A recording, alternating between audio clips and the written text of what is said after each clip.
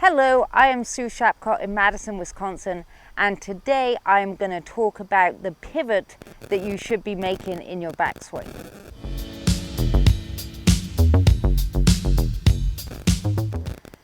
So today we're going to work on the pivot in the backswing, and I have intentionally broken down the pivot from the backswing as opposed to the follow through because the two sides of your swing are not symmetrical. So by separating them apart, I hope it's going to help you understand what your golf swing should be doing a little bit better.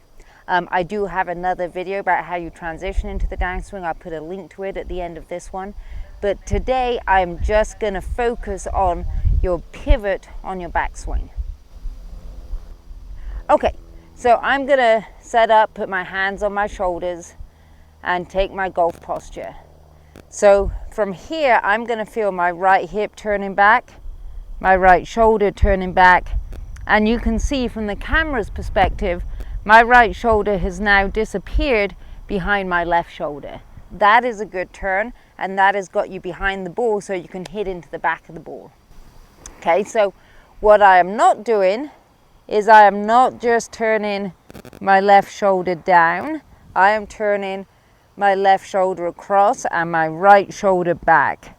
Okay, so I'm turning my shoulders approximately 90 degrees on my backswing. Now, you will not be able to get that amount of turn unless you let your right hip turn back.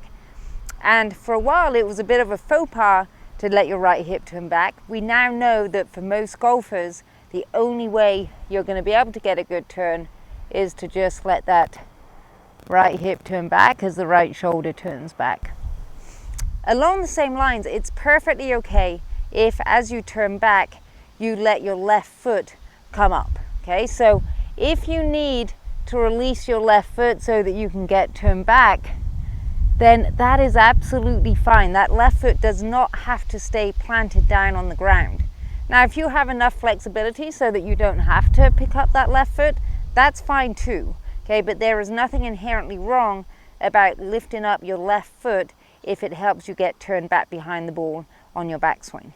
Okay, now let's have a look at that from the different angles. So if I put a club behind my shoulders, I'm going to bend forward from my hips, get into my golf posture, and I'm going to do the same thing. I'm going to turn my right hip back, my right shoulder back, and I'm looking down over my shoulder at the ball. Now in this position, then the angle of my spine has stayed the same from start to finish, and I've just turned my hips and shoulders around the spine. So I am not standing up as I turn, I'm not dipping and getting lower, I'm just trying to turn my right hip back and my right shoulder back as my left shoulder turns across on the backswing. Okay, a few things that I see that end up being problematic for golfers. One is that they think that on the backswing they need to transfer their weight. Now, if you make a good turn in your backswing, just by turning your right hip back and your right shoulder back, then your center of gravity is going to move back and is going to move into the inside part of your right foot. What you don't want to do is you don't need to shift your weight to the right. Okay, your center of gravity is going to move. All you need to do is just to make a nice turn around your spine. Okay, well I hope that helps you understand your backswing.